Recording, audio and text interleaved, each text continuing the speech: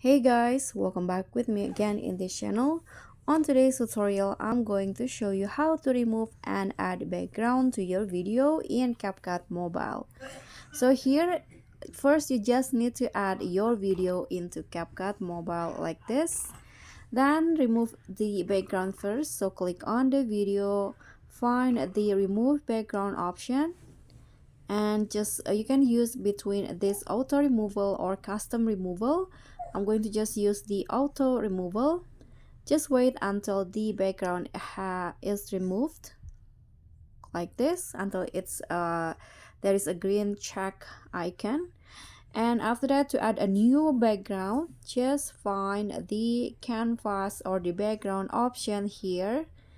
So you can choose between the solid color background, image, or blur. Let's try image. Here you can also add your own image to become a background, or you can use the one from CapCut like this. So just choose which one. I'm going to just add this one, for example, and this will be added. So that's all from me. Thank you so much for watching. Don't forget to like, comment, and subscribe. Also, click on the thanks. Bye.